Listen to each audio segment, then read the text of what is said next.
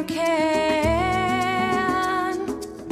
Smile when you can. Cry when you can. Hello, everyone. Happy Sunday to everyone, wherever you are, or good morning, good afternoon, good evening, wherever you're watching from. So I just want to hang on and wait for you guys to come on. So if you're watching, let me know that you are here with me so I can say hello to you and welcome you specially because you're very, very important. While I sort some things out.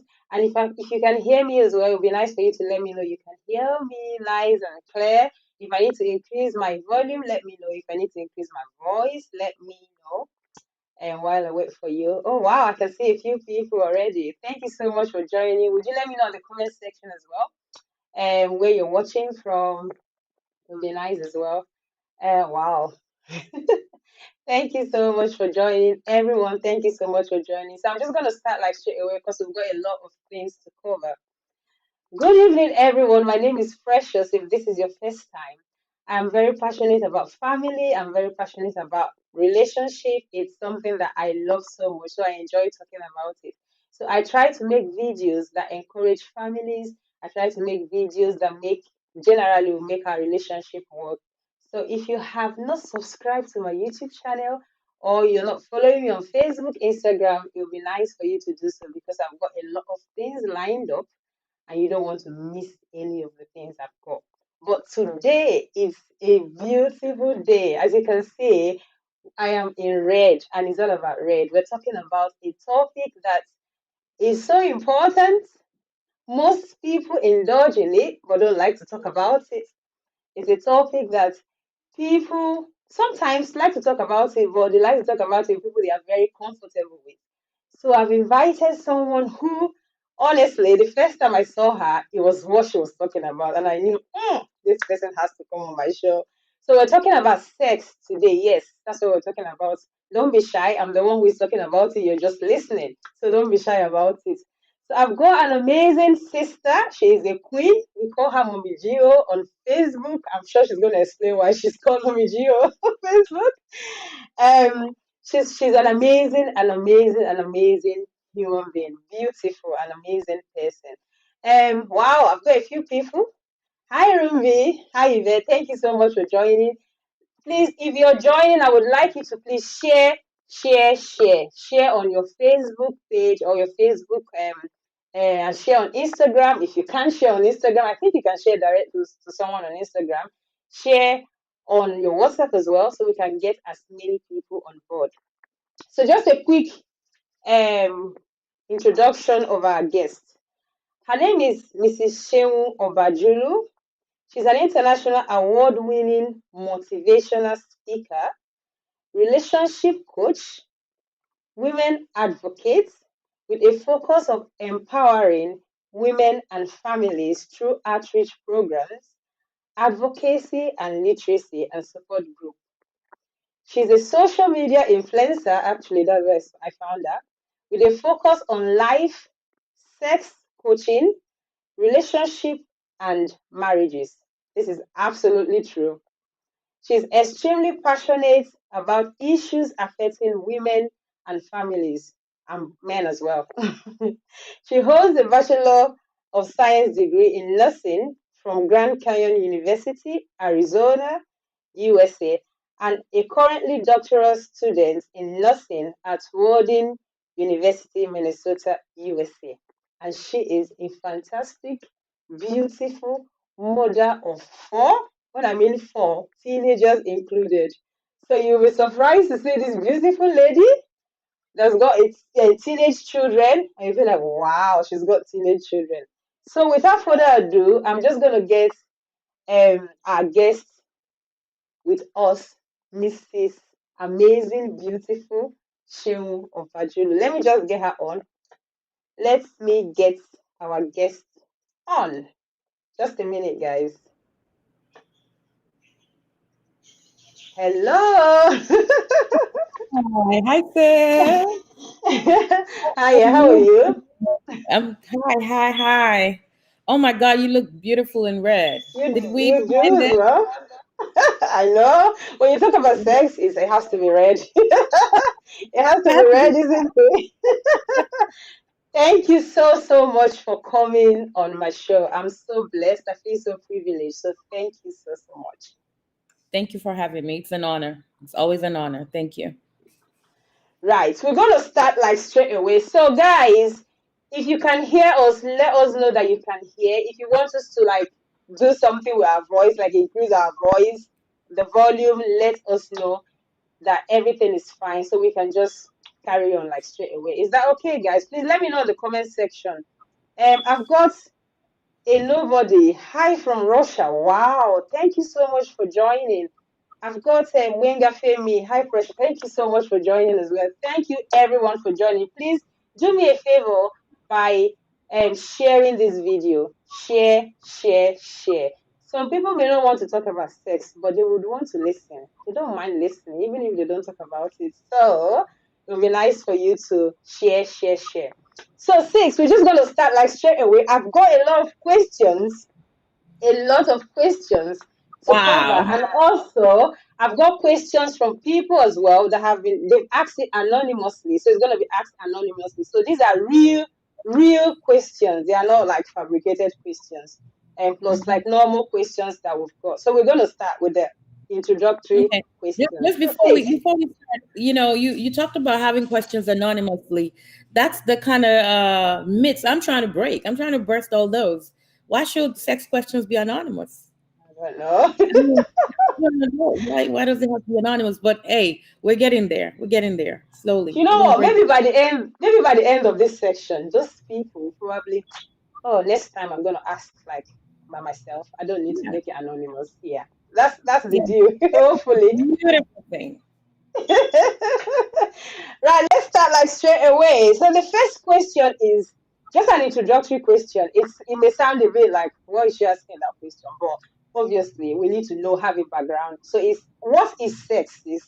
And is it true that sex means different things to different people? If yes, how can you discover what sex means to your partner?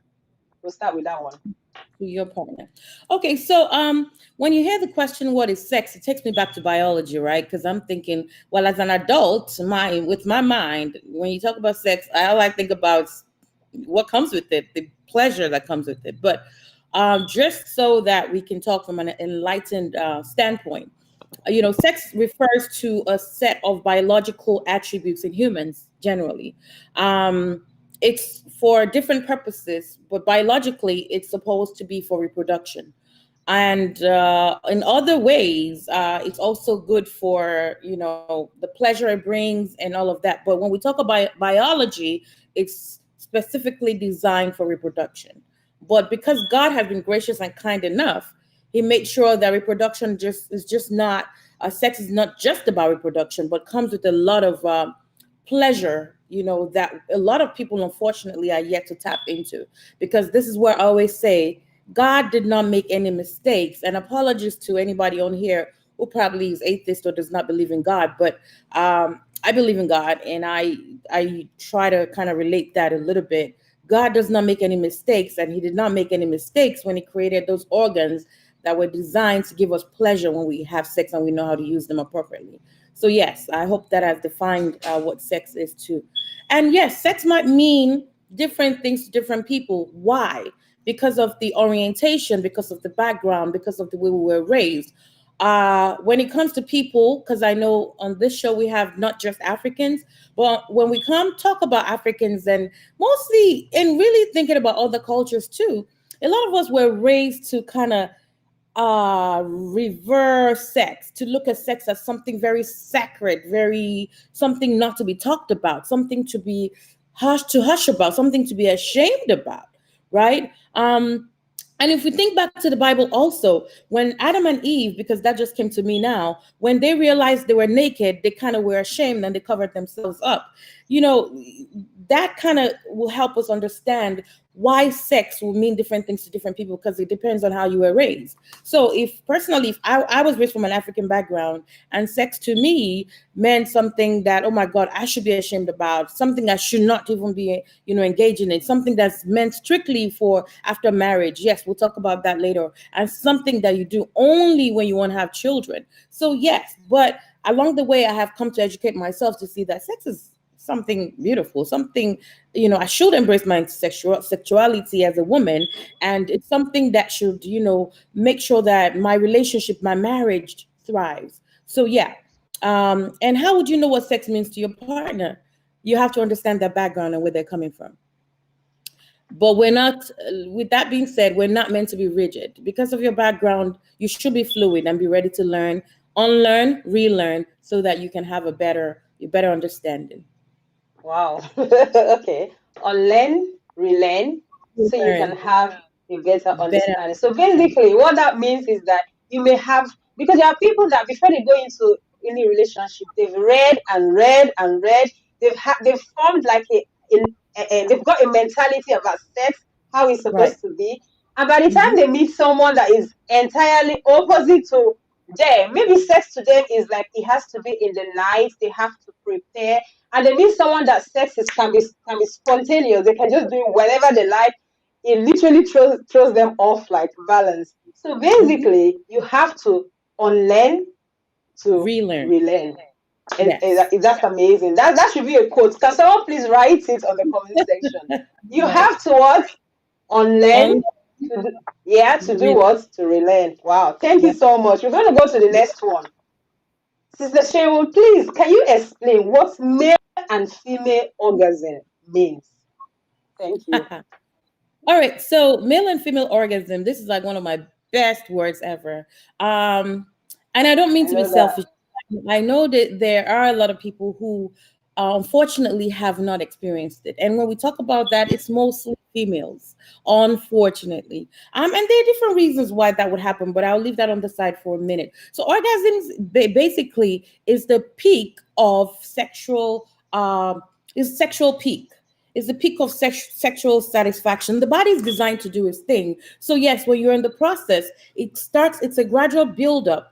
And when you get to a climax and the body is ready to just explode and just bring forth, biologically what the body is meant to design or bring forth with sex, that's when you have the orgasm. It's just the sexual peak. The peak of sex, the peak of the sexual activity is what we define as orgasm. Unfortunately, for some women, the organs that are designed to help us get to that point were messed with in childhood, because there were some people who were actually mutilated in their jet with their organs. And again, this I think kind of relates more to the African culture, but please correct me if there's other cultures on here who actually went through the same thing.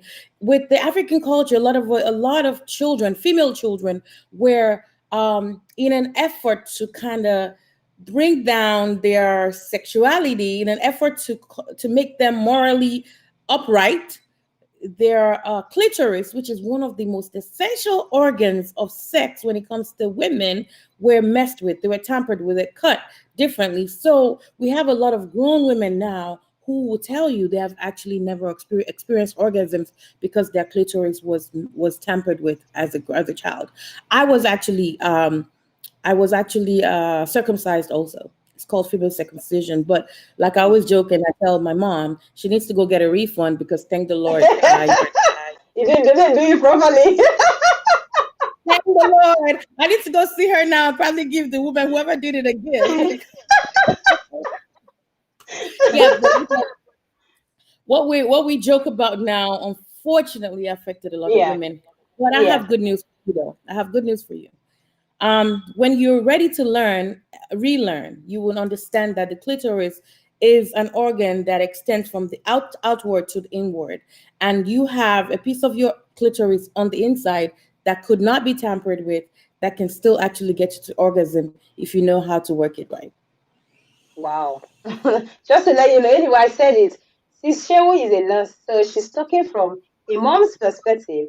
professional perspective, as a Christian as well, so she's rounded, like she's just giving us a balanced view about sex.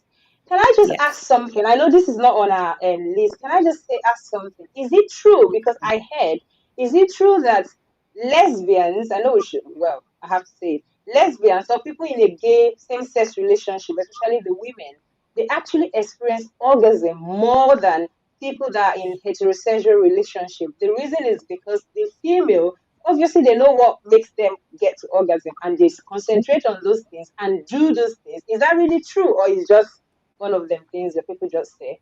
It's actually something I have discovered and heard to be true. And it just makes sense. You know, one of the secrets to actually having fulfillment when it comes to sex is knowing your body, knowing what turns you on, knowing what excites you. But unfortunately, a lot of us, especially again, and I'm not here to pick on the women. No, I'm not. My gosh, I have to fix my lighting, but my major thing here is focus here is on the women, okay? Because I Mm. feel like a lot of us need that education to be able to embrace our sexuality, right? So if you know your body and you know how to work it, then trust me, you would experience it. Why? This is why it seems like lesbians um, enjoy it because as a woman, you know your body. So if you're going to pleasure a woman, you probably know what you're going to go to. Now, which brings me to the men. That means you have to also take time to understand your woman's body. I've heard a lot of men say, oh, but she should be able to tell me and guide me. Yes, that is absolutely correct. She should be able to guide you. So that is where it brings me back to the women again saying, you have to know your body. You have to know what works for you. You have to know what part turns you on. Because for women, we need longer foreplay. Okay. And when it comes to lesbian sex, foreplay is critical. They take time.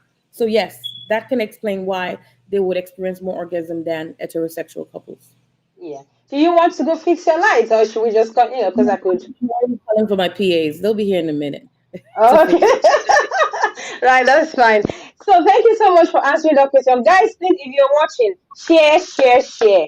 You're not doing it yourself. This I feel like watching this alone and just learning about sex and just taking it all by yourself is a little bit selfish, a little bit, not much, a little bit selfish. So it'll be nice for you to actually share, share, share, share the link to people that you know cannot even talk about sex, but they do it and they're having children. They cannot talk about sex. Please share to them. I'm sure they're going to come on and watch. So moving on to the next section, which is communication in sex, communication during sex. How can couples communicate better before, during, Mm-hmm. and after sex? All right. Communication. Let me start by saying communication should not be strictly related to sex only. With any relationship, marriage especially, your communication should be up to par. This is something that you all should work on even from when you're dating. Again, I like to say here, when we are dating, we focus so much on this, on the love, on the emotions, on the mushy mushy. Oh my God, I found somebody I'm in love with. And we focus so much on the love that we don't spend a lot of time dating one another. And one of the essentials that we're supposed to be building when we're dating is communication. You have to learn the communication style of the other person because, yes, everybody has their own communication styles. Did you know that? Mm-hmm.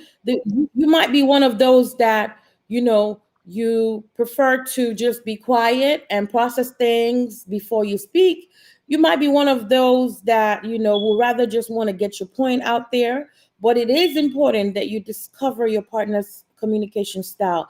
That way, once that is up to par, when it comes to sex, you all can discuss freely everything to do with sex. With that being said, there's a critical point that I feel like holds people down when it comes to communication: the fear of judgment. Mm-hmm. Again, bringing us back to the background because of the way a lot of us were raised. Unfortunately, a lot of us were raised to believe that a woman who embraces her sexuality and is free and open about it is sexually immoral, is loose, is Loose. word yes, It's is wired. Wired. morally corrupt, and Mhm. I see daily in my life, talking about sex. I still have a lot of African men who still find it very difficult. You've muted yourself, sis. It's been Oh, I'm muted. sorry. I'm sorry. I'm Yeah. sorry. I find a lot of men a lot of men who still find it difficult to adjust to the fact that I talk freely about sex. You know what I mean? So, yes, the fear of judgment kind of disrupts or holds back people from communicating about sex and what their needs are, which is very, very sad. So please, let's start with this. Don't set out with the communication with the mindset to actually want to judge your partner. Ask them, they talk to you about sex or what they want. You're already saying, oh, where did you learn that from? Why are you talking about that? Please make sure you're listening with an open mind. That way, it's going to make your sex life a little bit more beautiful. Yeah. So I've got a question from someone, and the person said, I'm a very quiet person. I guess this is a woman. I'm a very quiet person, and my husband expects me to change during sex. How can I convince him that I don't have to be noisy to prove to him that I am enjoying sex? Well, you do not have to be noisy to prove that you're actually enjoying sex, right? But then part of communication and sex being of something to be cherished is you have to be able to communicate to your partner somehow that you're enjoying what he's doing. How do you communicate that? You can't just be quiet and just say, "Well, I'm quiet, so I can express myself." Well, I'm in a healthy sexual relationship. One of the huge turn-ons is you showing or letting your partner know, baby, I love what you're doing. Oh my God. You expressing yourself, and it goes both ways. So I understand you're quiet, dear sister, but you still have to find a way. You don't have to be noisy. You don't have to scream the roof down. Some people love to scream the roof down. Some people love to curse. Some people love to do all kinds of things. Whatever you do in your bed is actually up to you, but find a way to express to your husband that you enjoy what he's doing to you. Find a way to express to your wife that you enjoy what she's doing to you. If you don't mind, let me stand up and fix this because it's starting to Yeah, bother me. yeah, that's that's fine. I'm gonna, yeah, that's fine. So, guys, honestly, well, the person who asked this question, I can actually understand. Like Seun said, there are some people that do have issues with sex. I won't say issues, but they struggle with sex because of their background, because of how they were brought up, and all of that. Sex from an African perspective, and from a religious perspective as well, they have to do it very quietly. It's a sacred thing. It's something that you have to be very, very, very, very gentle and all of that. So I guess that's the reason. Maybe that's the reason she is actually like, I don't have to scream, I don't have to shout. But I tell you what, if you're having good sex, you cannot be quiet. Am I lying, I Sister mean, Shem? why would you be having an orgasm and you're quiet? You can't even be quiet. I don't know. But you can always be quiet. Like, okay, maybe I need to talk to her husband. He needs to give me. Yes, please, if you're Window, the one who asked window. this question, message Shem privately. She needs Exactly. to, she needs Before to we do move ahead, something. even though I don't want to sound like a hypocrite, Mm-hmm, having children can kind of condition us to doing certain things. You mm-hmm, can't have your children next door or, your mother-in-law next door and you want to scream or whatever, right? So, yes, there might be some times when you can't actually express yourself, be as explosive as you want, but mm-hmm. trust me, you'll still be able to show somehow that, oh my God, baby, even if it's not there, there's a loud whisper. There are loud whispers that can still urge your partner on. Right.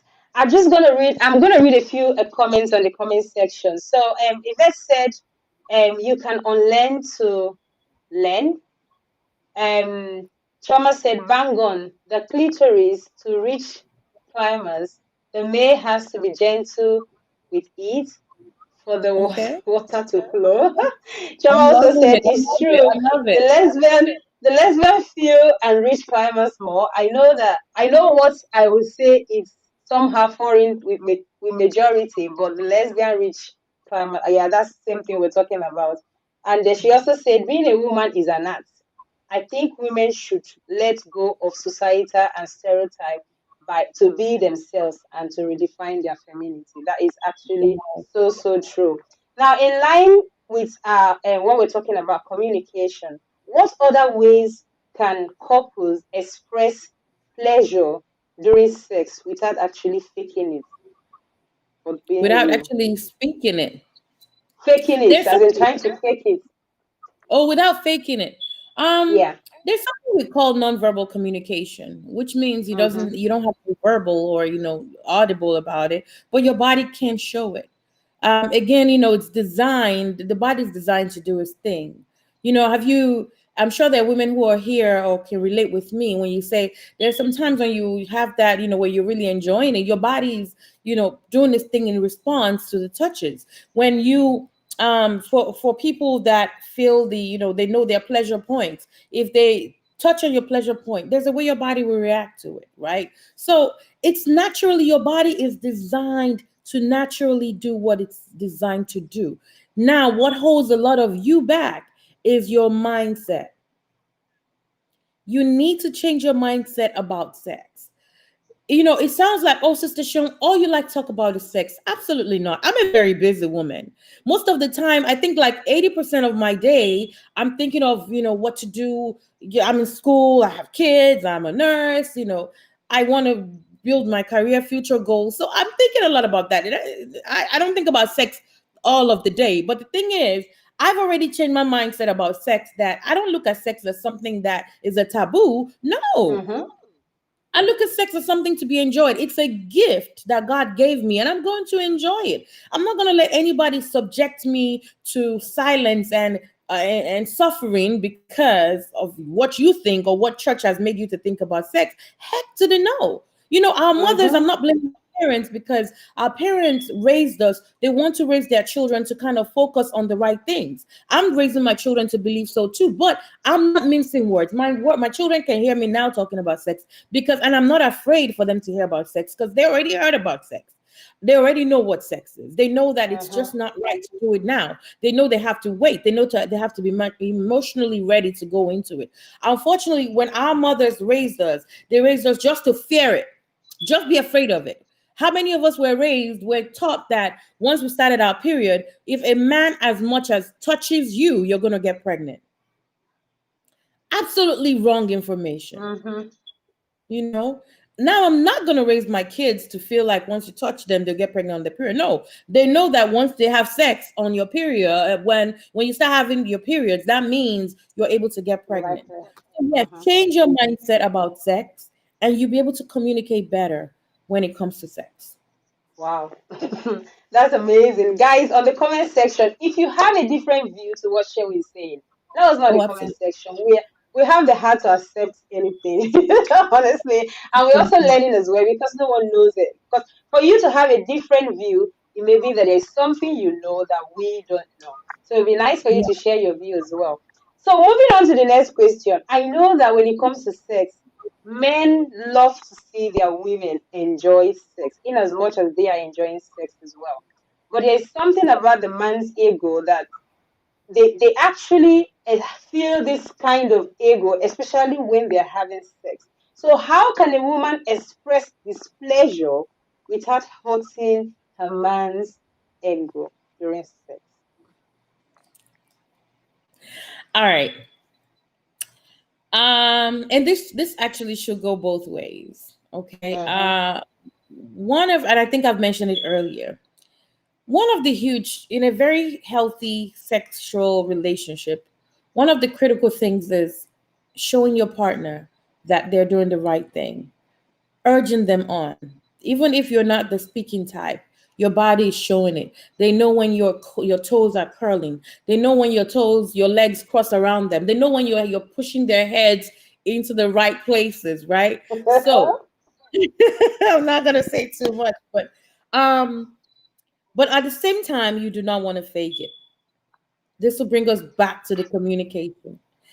This will bring us back to letting them know, you not being ashamed to guide them to what works.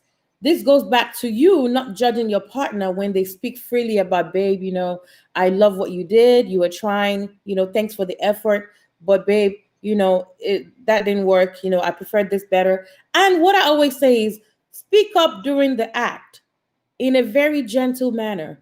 Gently nudge them. If you feel like they're not hitting the right spot, be like, babe, no, the other way. If you feel like they're hitting the right spot, just let them know, babe, yes, just like, and this is why it's very important to be verbal when you're having sex. Sex is an act. It's a beautiful act. It's not supposed to be rigid. It's supposed to be free. Both of you have to be able to communicate with yourselves. And this is why, forgive me, sis, but this is why I have to push that we need to work on our friendship as couples. If you're Mm, friends with mm, your, imagine how you most of us communicate with our friends. We're very free with our friends. We discuss anything with our friends. But when it now comes to a lot of marital relationships, you guys have things you cannot discuss with your spouses. You have certain things that you're walking on eggshells about. That's absolute nonsense, and it should not be tolerated. If you're having such a relationship now, work on it. Don't just continue to sweep it under the carpet. A video went viral last week or 2 weeks ago where there was a couple in the car, and the communication was amazing, and how they were joking, laughing, and it went viral for a reason, because a lot of people loved what they were seeing. It should be the mm. same thing with a relationship or marriage relationship. When you're married and you can talk about anything, when you're having sex and your partner is not doing, you can say, babe, nobody's feelings will be hurt. Babe, no, no, no, no, no, that's not it, please, babe, I don't like it that way. Or, babe, that hurts a little bit, just be a little bit gentle. And why should your feelings be hurt? Please think about the way you say it. You're not saying it to demean them, because we have to be careful about that. Some people are want to demean their partners and say, we do know what your mates are doing outside. This is what your mates are doing outside. Is this how women do it? Is this how men do it? No. Please do not try to bring your partner down when you're expressing it. Say it in a gentle, loving manner. Encourage them. You know, when we and let's take you back to the workplace in a little bit. Imagine you're at a job, right? And you're Mm. trying your best. You feel like I'm putting in my best in everything. And you have a boss who all he does is just brings you down, brings up the negative in what you're not doing. And you're just thinking, well, you feel like I'm not capable because I feel like I'm trying, but I never get praises or encouragement in what I'm doing. All you're getting is discouragement. Same way in the bedroom. If you feel your partner feels like, oh, you're not encouraging them at all you're doing is just, bashing them, bashing what they're not doing right, they're gonna shut down and they will stop trying. So please be very careful how you bring it out. It's not about you demeaning them, it's about you showing them the right things. Wow, thank you so much, because it's a very sensitive area as well. But you've actually Yeah. explained how it should be done. So thank you so much. We're going to move on to the next and very important section, which is the aspect of touching. Touching is part of sex, okay? So we're going to go to the next one. The first question on this section is, what are the very important areas? If you're watching, I want you to please get your notes out, and I want you to listen attentively, because this is an area that most people don't even know that it's very important. So the question is, what are the very important areas women should concentrate on in their man to give him the most pleasure aside from the penis? um Everybody has their own different pleasure spots, but the body is designed, has been equipped with various pleasure spots on the body to gives the pleasure nerve endings, right? But you just have to be able to figure it out when it comes to your man and your woman. For the men, I mean, we have some areas that are general, which are like the earlobes, behind the earlobes, down the neck. The nipples for the men, very important. Okay, um, different pressure. Some people like it harder than the others. Some people like it more gentle. So you have to be able to experiment and see what works best for your partner. But for men, the nipples are very essential. Some people like you to nibble on it gently. Some people like you to bite on it. But again, like I said, be very careful. Usually, I always say the teeth should not be really a part of sexual pleasure at all. But again, some people like some gentle nibbling, and this goes for men also. When you're nibbling on the nipples, please, you're not biting the thing now. Kind of calm down. It hurts when you try to bite too hard, but I get it. Some men get so carried away with the pleasure. Some women get so carried away. The nipple is very sensitive, and you have to be careful with the pressure that you use when you're using your teeth. The tongue, the lips should be very essential when you're using that, right? When you're trying to play with the nipples, and also the skin, which is like the whole body, is very, very sensitive. Okay, all over the body. It just depends on what tools you're using, what part of your body you're using, and how much pressure you're applying. So yes, a touch like this might not mean anything, but when it's rubbed very lightly and like in a feathery touch, might actually stimulate and make the person a lot horny. So sorry, I have company. Sorry. So yeah, so you have to be very careful of the amount of pressure you're using. So we have the nipples for the men. We have the stomach. When you're A lot of us are quick to wanna rush to the penis, right? Take your time. Actually, there's a lot of fun trying to wait. When the guy's waiting, like, oh my god, just kind of delay going down to the penis a little bit. The inner thighs, kiss it. The stomach, the navel, just kiss gently. The inner thighs, like I said, the toes.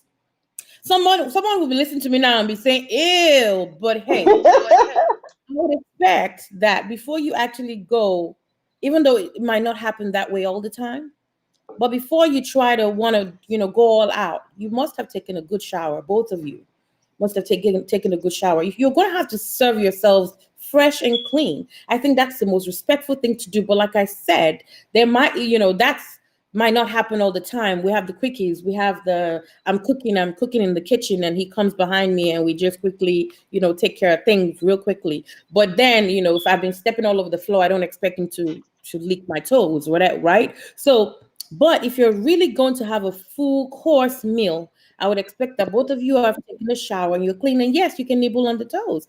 Yes, there should be no part of the body that you cannot put your mouth on. The ears, the neck, the nipples, very essential for men. The butt, excuse me, I hope that's YouTube friendly. Go The on. bum, the bum, and there's another part that some people might say ew to, the butthole. You don't have to put anything in it. You necessarily don't have to put anything in it, because then that some people are very don't like that at all. But you can nibble around it. You can play around. You can touch it lightly. You can use tools. Bring tools to the bedroom. You have sex toys that you can bring to the bedroom. Hey, sex toys. Probably still going to talk about that later. There are a lot of sex toys that we can use. The feathers, that you can, the butthole, very sensitive for a lot of people, which is why, I still say God does not make mistakes. The butt has one of the highest sex nerve endings for Ending. sex. Yeah. If you have found out, why did God put very nerve endings there? But I'm not going there. Let me just be quiet. So I'm just saying, God never makes any mistakes, but we leave it. Honestly, I need to read some comments. It's just amazing. Oh God, it's so amazing. Someone just literally just said to me now, said they are giving they said in pidgin English that they give on our tips. So basically they are giving the women tips, so we should make sure we are writing, taking notes. So For all the real. ladies, all the ladies watching, if you did not take any notes, anyway, God is watching. Shewi is here and she has taught us what to do. I never ever thought about feathers, but tonight I'm going to order feathers. Listen, I Let's love read it. some comments. Um, Choma said, let's return to the five senses. I think, Choma, maybe you should talk about five senses because it's something that I have personally not really experimented on. Let's return to the five senses and the feelings of the body for pleasure. Work on the perception of the five senses outside sexuality, listening to the body. Is there any relationship between the five senses and sex? Do you think? There definitely is. The five senses are the sight, the sound, smell, taste, and touch. All of Mm-hmm. those have everything to do with sex. Let's Yeah, talk about that's sight true. for a minute. A lot of us are turned on by what we see, especially the men. Mm, That's why you wonder. You say, oh, you say a lot of people. There's this thing they joke about, and they're like, a couple are driving, and the man sees something very, woman with big behind and boobs, and he's like, oh mm-hmm, my god. Usually the wife might take offense to that, but honestly, mm, I'm that kind of wife. I will not take. In fact, I'll be the one to say, "Man, damn, babe, look at that," because I know that men are usually turned on by things like that. So why do I get mm-hmm, offended? Well, there's a way you can respectfully do it because some men can be disrespectful. But let's talk mm-hmm, about the five senses. That's the sight. Most of the time, we get turned on by what we see. We get turned on by you see your man's erection and you're like, dang, you're already thinking, oh my god, I can't imagine what that's gonna do to me. Talk about the sound. We just talked about the noises that you make when you're having sex. That's a mm-hmm, huge turn. So yes, you have to be able to make some sounds. Don't just lay there like a log of wood. That's a huge turn off. And that's something that a lot of us women have to work on. I don't care how quiet you are. We all listen. I'm sure if I tell you today I was one of those women, you probably would doubt it. I was one of those women that abhorred sex. I was scared of sex. I didn't think that a woman should enjoy sex, but I had to educate myself because I'm like, Sean, you are actually missing out on something. And this helped. It was a sister that I met. She's Nigerian descent, but she was born in America. I met her and she taught me a lot of things. And that's when I started to do more research on myself. I started to touch myself more because I'm like, yeah, let me touch myself because if I can touch myself, I can actually tell what gives me pleasure. Oh, Sister Sean, are you encouraging Christians to masturbate? I'm not here to encourage Christians to do anything. I'm just here to encourage you to do the things that will work to keep your marriage going. Because trust me, there are a lot of people who are going through a lot of issues in their marriage sexually now, and they can't talk about it. So, but if you have people like me, like Sister Precious, who are willing to be open and talk about it and educate you, please listen, clear your mind. And I'm not here to spoil you. If you think I'm here to spoil you, all well and good. I'm spoiled. Yeah, okay. I enjoy sex. I'm not ashamed to discuss that. So we've talked about sight, sound. So no matter how quiet you are, please speak up. mm, Show some move.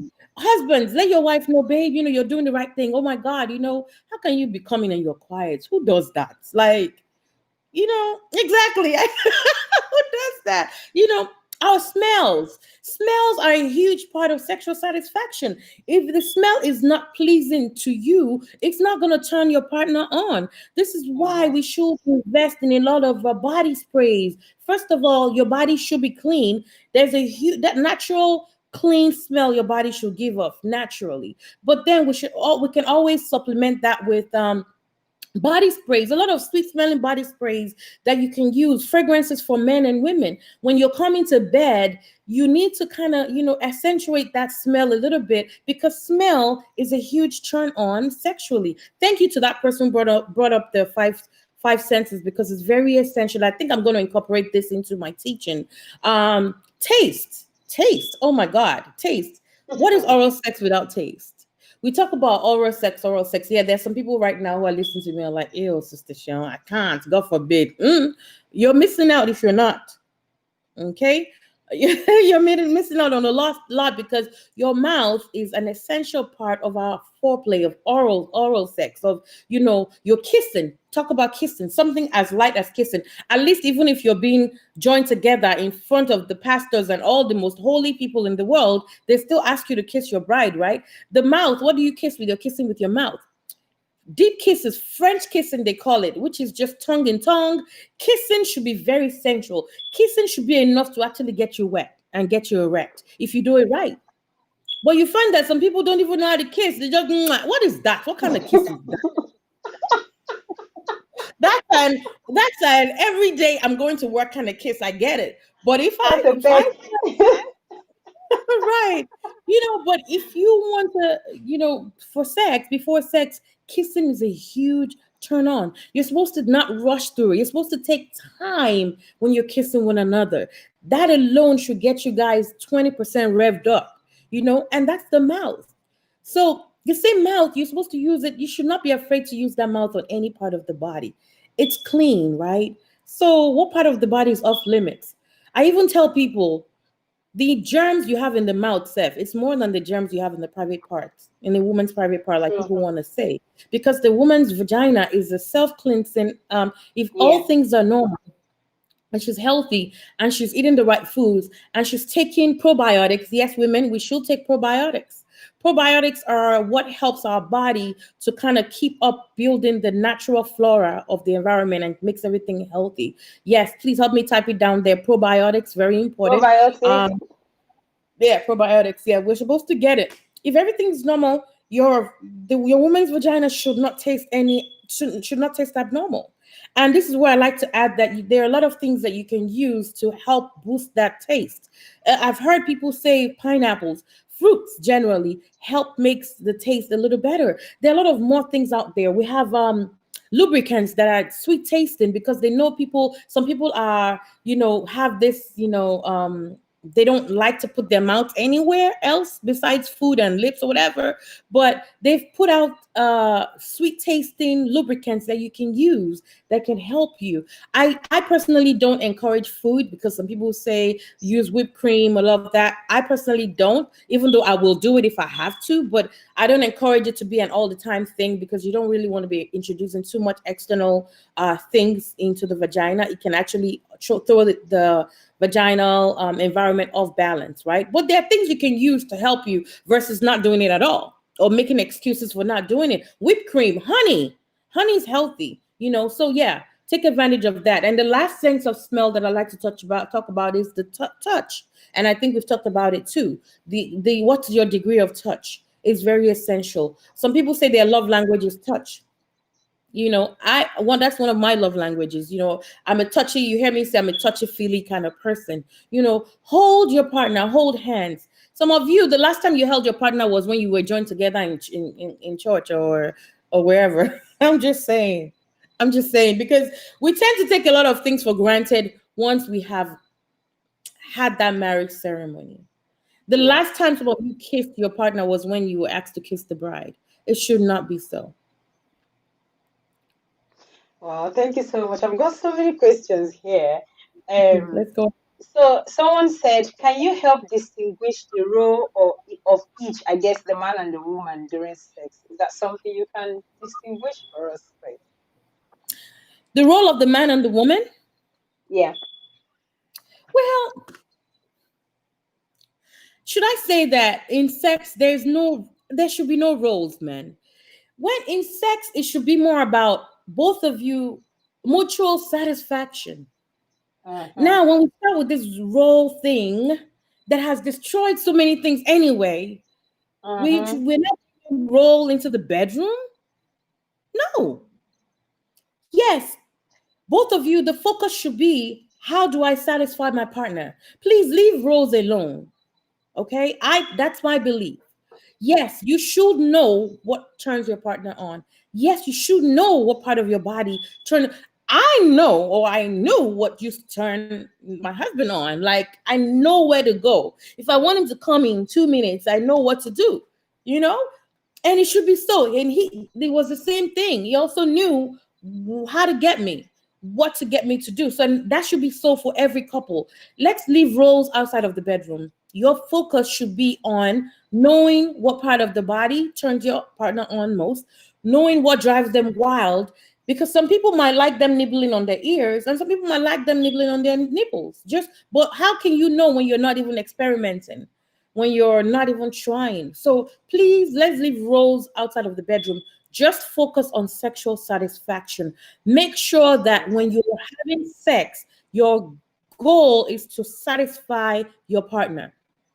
Don't be selfish. Selfishness should not come in the bedroom. We find a lot of selfish lovers where, and unfortunately, I hate to say this, and I will say it, and I'm not attacking men, is does it look like my video is acting up? Yeah, it's a little bit blurry. I don't know why. I'm not sure. Might be my internet for a second. Hold on, let me check what's going on with that. It's on.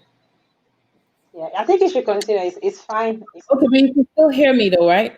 Yeah, yeah. Okay. All right. So this is why I say men are most of the time the selfish ones. Because it's much easier for a man to achieve orgasm and get there. Than the woman. They Mm-hmm. tend they can a man can stroke and be done. Unfortunately for women, we need a little bit more attention. We need a little bit more time. Mm-hmm. Statistics have shown that it takes a woman about 13 minutes to get to orgasm, while it takes a man Wow. about 7 minutes. How can you make up for that 6 minutes difference that we have? It's foreplay and or foreplay. Okay. So this is where a lot of men, I say a lot of men are selfish because they do not dedicate time to foreplay. And that's why you have a lot of women who are not satisfied, who are not able to get to orgasm. But I'm giving you something very essential today. And this might be my last free teaching to people because I'm saying I'm about to start charging for this. It's essential. You have to. You have to. Absolutely. Yeah. Yeah, I know my onions, so I know. And if you're willing to listen, you're going to learn. Okay. Mm. So you need to make up time by foreplay. Take time. Women, if you can focus on the foreplay, trust me, you've already done like 80% of the work. If you can give oral sex, you've done like 80% of the work. You don't need to spend 30 minutes banging penetration now. Get out there 80%, and you only have to work 20% to get out to orgasm. Wow. Thank you so much. This area of touch is very, very important. It's Yes, ma'am. absolutely very, very important. Um, okay, someone asked about sex toys. We're gonna get there. So let's when we get there, we'll talk about sex toys. She's asking, what is your position on this as a Christian? We're gonna talk about that. But trust Shemu, she's gonna give you answer the question properly. So we're gonna go on the next one. Some women find it very difficult. I know you've talked a little bit about it, but just to ask a direct question. Some women find it very difficult to give their men blowjob. And I would like you to explain what blowjob is for some people. What support can you give to these women? Blowjob is when you use your oral cavity, your mouth, on your husband's penis, and you kind of work it differently to bring him to orgasm. Some people don't want to orgasm by blowjob, but it gives intense pleasure. And just as women enjoy it, also men love it. I hear there's some men who do not like it, but majority of men actually derive a lot of pleasure, and it just makes sense. The mouth has a lot of warmth, has a lot of wetness. Combination of both on a very sensitive organ will bring you pleasure. It's Mm-hmm, just that's the easy explanation of that. Why a lot of women don't like it, I feel again, it's the mindset and it's the feeling like it's dirty. But here's where I think I've been able to burst that myth. When you go into bed and you're clean, I mean, it's just like you're sucking on his finger. mm-hmm, When you block your mind, a lot of us overthink too many things. When you're thinking, oh my God, that's where he pees or urinates from, please. Do you know there are some people who actually even drink their partner's urine when they're having sex? But I'm not even going to go into that. It's a huge turn on for a lot of people. Some women squirt. Squirting our hair is a combination of sex fluids and urine.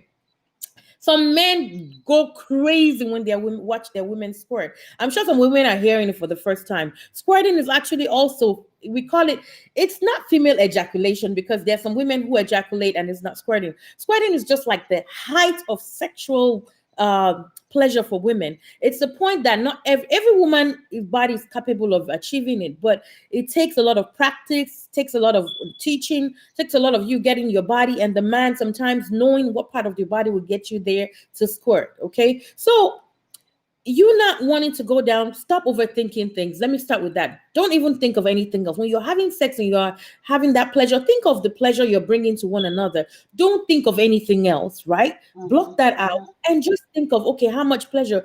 Blowjob, and just put your mouth on it. Some people don't like to do it because they feel like they don't know how to do it. It's nobody comes learned from heaven knowing how to do things. We don't learn. We come to the world to learn it.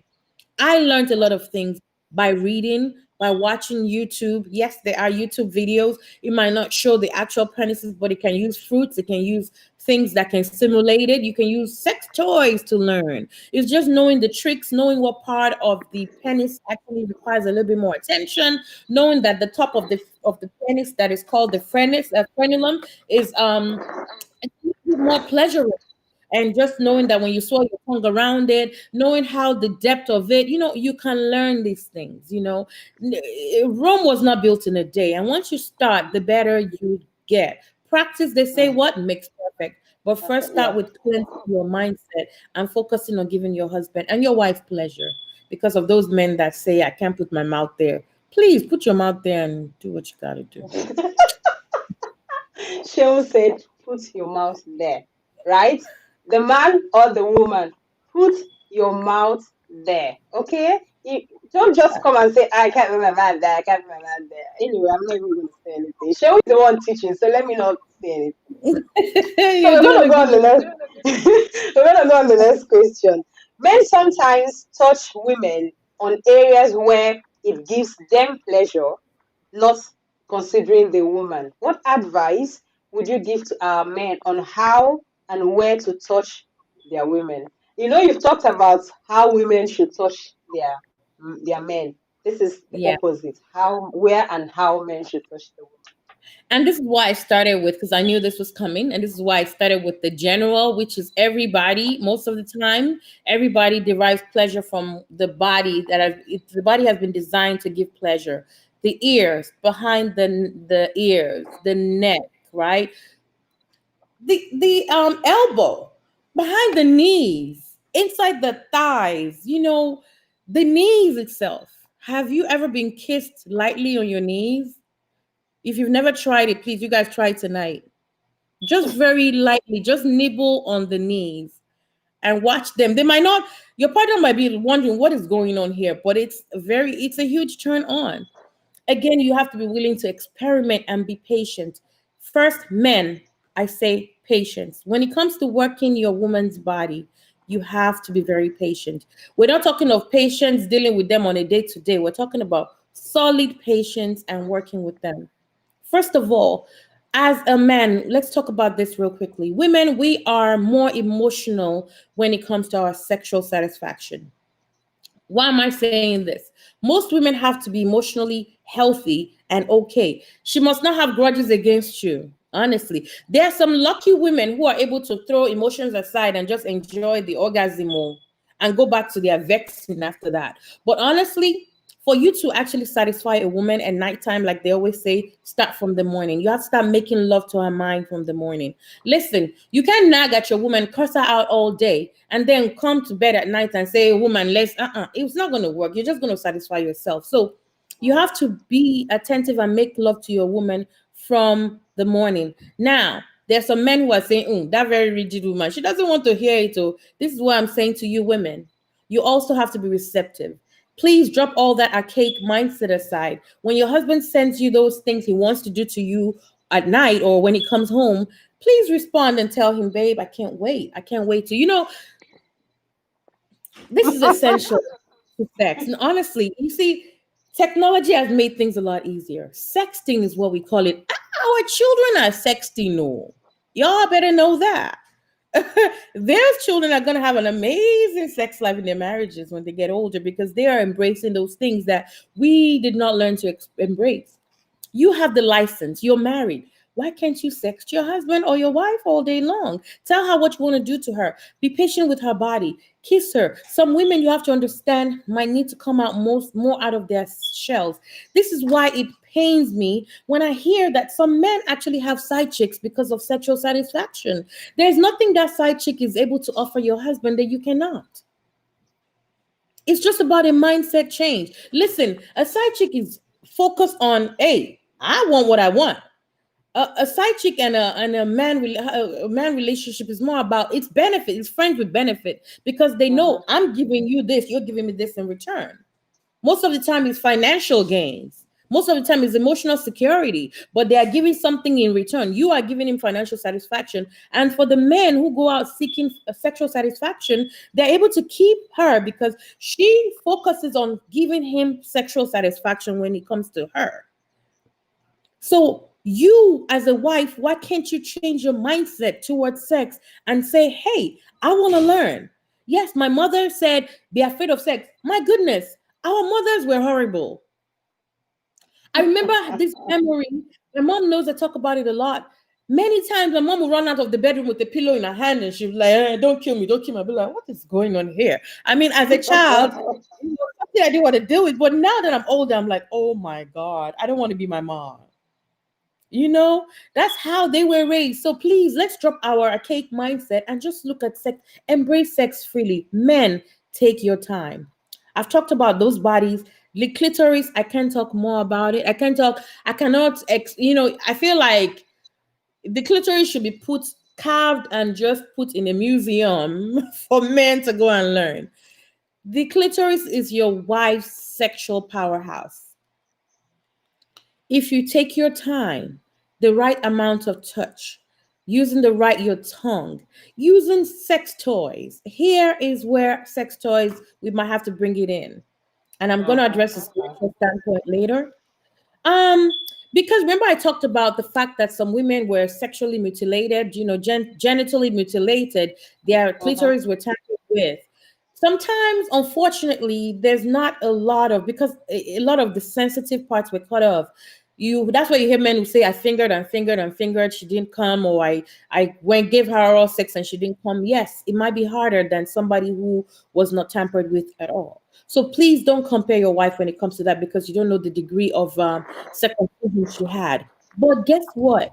Technology has evolved, science has evolved. This is where we now have things like vibrators that can help. When we talk about sex toys, a lot of people have this imagination, especially our men. They have this imagination that is, oh my God, is a rubber penis that was made to come and replace my original natural penis, and they start looking at that toy as competition. No, sex toys is not only Rival. it's not a rival. Sex toys is not only a dick, a rubber dick. No, sex toys are vibrators. Vibrators are one of the most essential tools you can have in your home because it helps you. Again, I've heard men who talk from a place of pain and hurt, like, I've done everything, she's just not coming, she's not able to orgasm. And I don't blame you, and I don't blame her also. But this is where you introduce things that can help you. And this is where you introduce things like the vibrators. The vibrators, I got a testimony recently where I told somebody about a certain vibrator called Trace's Dog.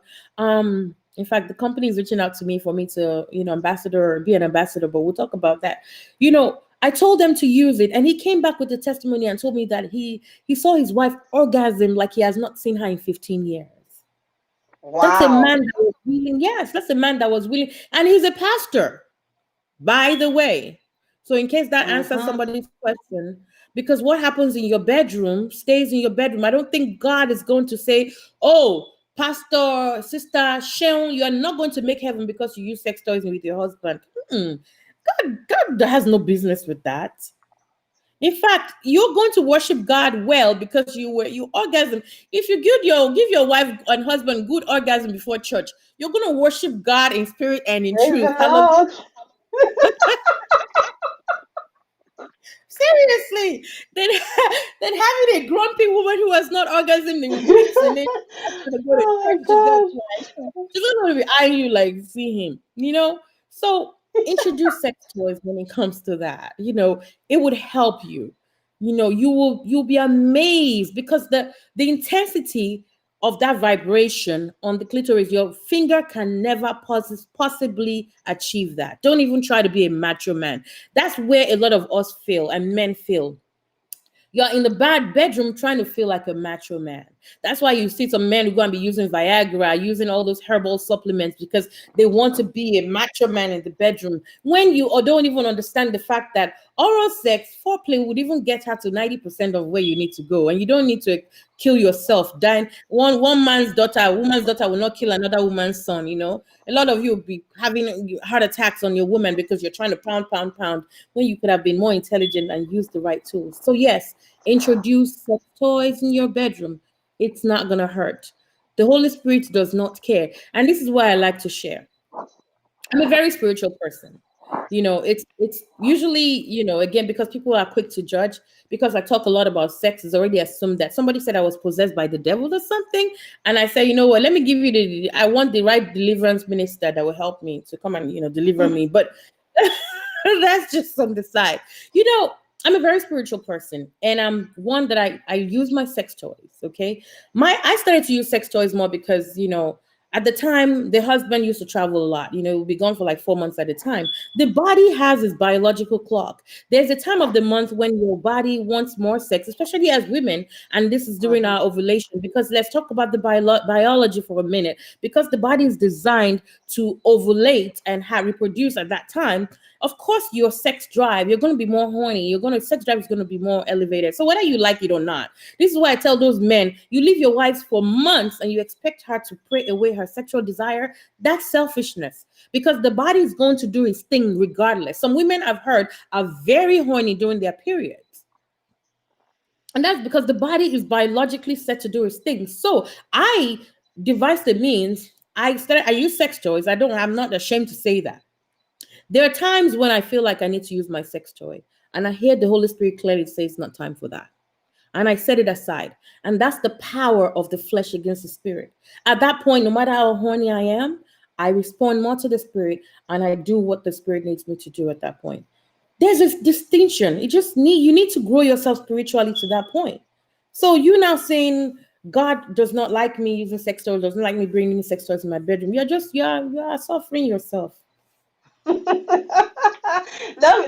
was gonna say something. I made a video recently on my channel where I talked about I think the title of that video was "Don't Touch Me," and it has to do with women who, when they have issues with their husband, like you said, sex is an emotional thing for women. They don't Mhm. have sex with the guy for weeks and weeks. This is what I do, and I'm ready. I'm gonna share. When I want to have sex, right? This is me. I know everyone can actually do it. When I want to have sex, right? I do my sex and I continue the quarrel, right? That's why I don't yeah, I like don't you. deny myself. I don't deprive myself the pleasure that I need. We will do the sex and we will continue the quarrel, right? And most of the time, during the sex, we make up and we just Thank start you. talking. Thank you. I don't need to add So if anything you more because if you honestly, if you think no, the man needs to apologize, he needs to apologize, he did something wrong, he needs to apologize, and you're dying in let me speak one English. I don't know if it's in a dictionary. You're dying in congelation. I don't know what that means. And you really want sex, you're just depriving yourself of sex. And if you have a man, God, thank God, my husband is that one that he's anytime he's up and running. So if you have a man that even if he thinks you're upset, he does not deny you sex whenever you want it. Come on, girls. yeah, Why are you doing this to yourself? Like honestly. This is what I do, and I think Shem will agree you agree with what I'm saying. So you I might want to absolutely. copy and learn. Give yourself pleasure. Life is too short for you to stay a whole month quarreling 3 weeks, having sex once. I don't know how you survive. Anyway, let me not talk again. We're not gonna go Let there, me, right? And let me not go there. I hate to sound like a saint, or right?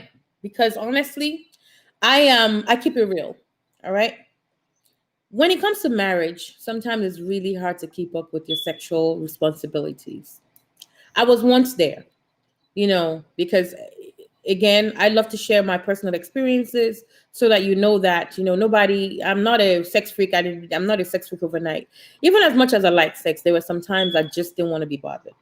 There were some times when you know how our men now, he's dressed up, he wear his white, and then he has a special cologne, and I'm like, oh my God. And meanwhile, I've had a long day, and the only thing I want to do is sleep. Please, nobody should even bring anything near me. So when he goes in the bed, I'll now take time in the bathroom. God forgive me for those moments.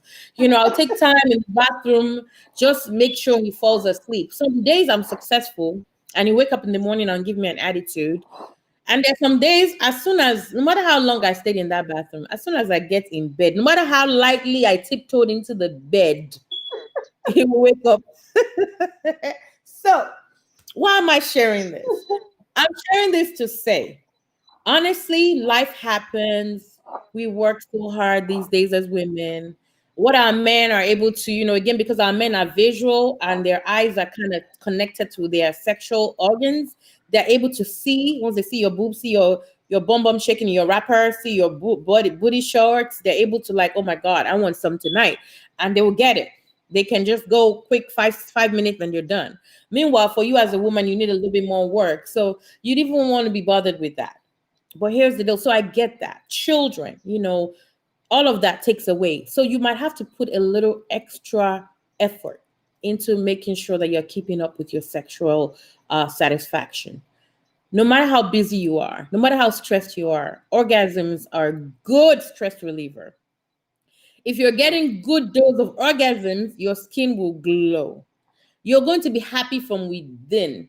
You see all these grumpy women, most of them have not orgasmed in a so most of them don't even know what orgasm is.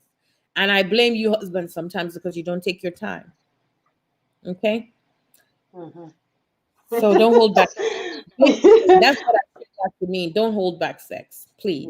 that's Try. that's very, very true. That's very, very true. So thank you so much. Thank you so much. Guys, on the comment section, please let us know you're enjoying what you're hearing or you like what you're hearing. If you don't like it as well, let us know in the comment section that you don't like what she was saying. Say we just I don't like what she's saying. Just Let us know in the blabbing. comment section. Let us know in the comment section.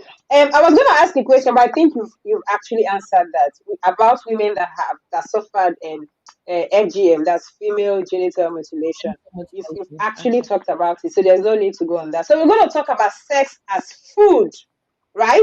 If you consider Okay. sex, or if you consider good sex to be like food, what other options can we have to avoid being bored of the same style?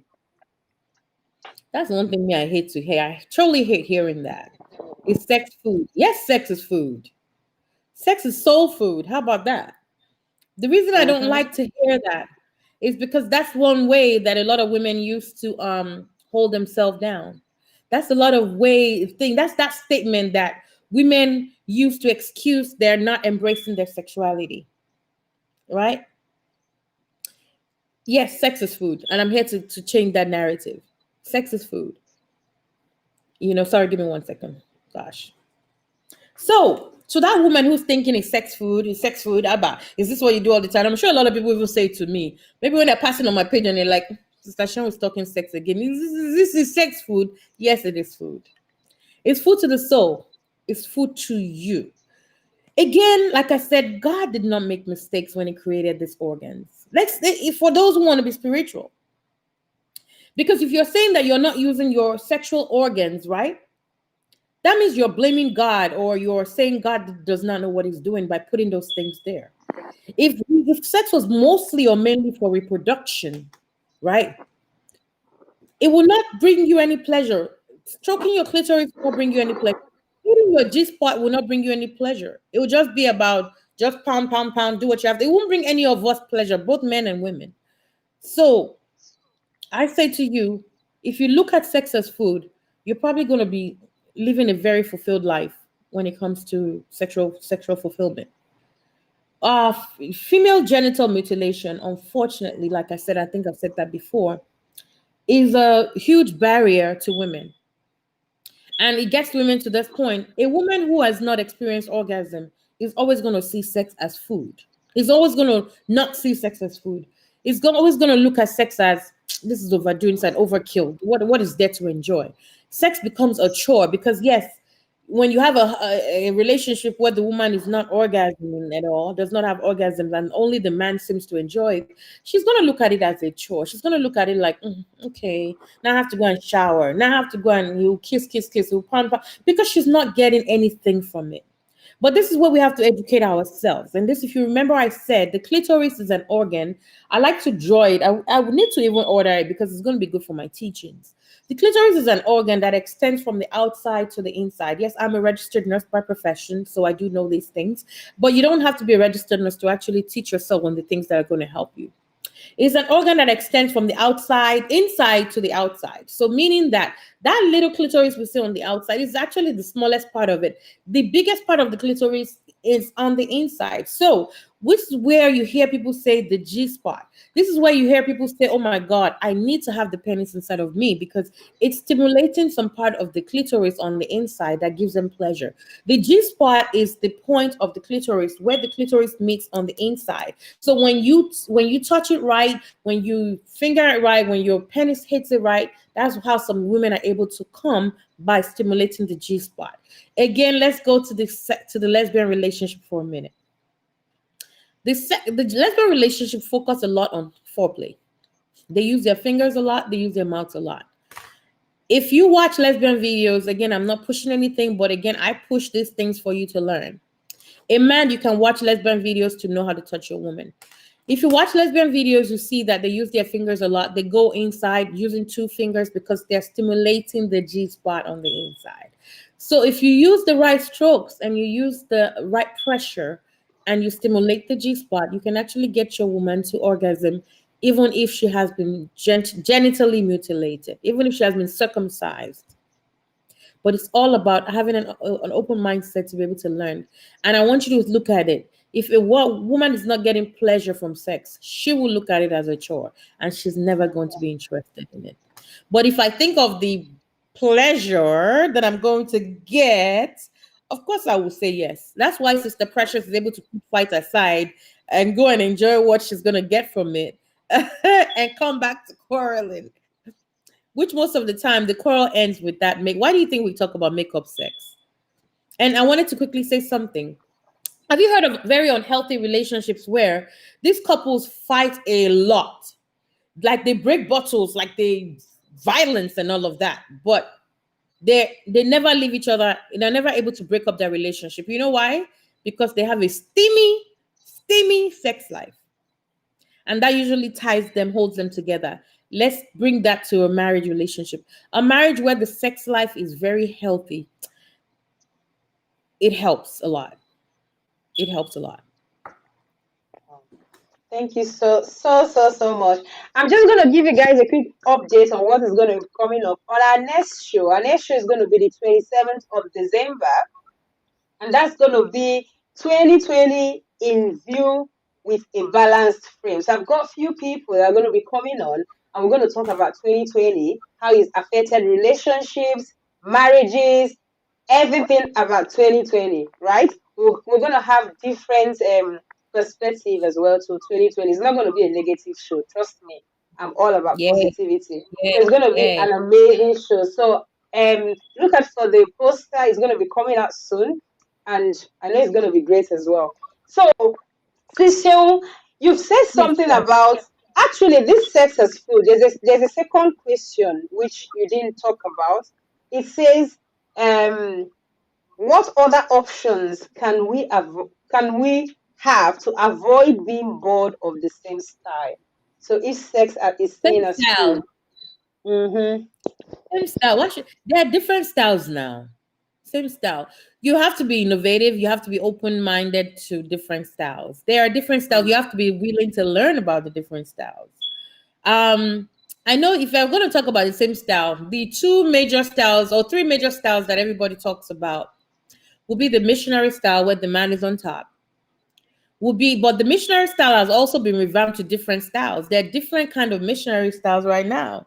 We're not going Mm-hmm. to go into details, but yeah, we can have another time to talk about that.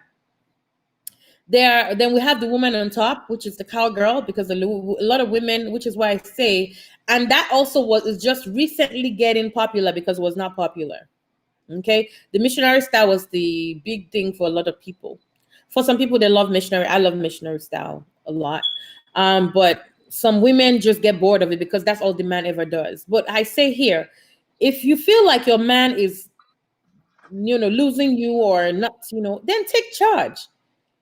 Tell him, babe, stop and get on top of him. But a lot of times we don't have that freedom with our partners, that a lot of you women are so ashamed or so shy to take charge in the bedroom. What is the big deal? Babe, stop. When you see that your husband is about to come and you have not got in there, stop him and get on top of him.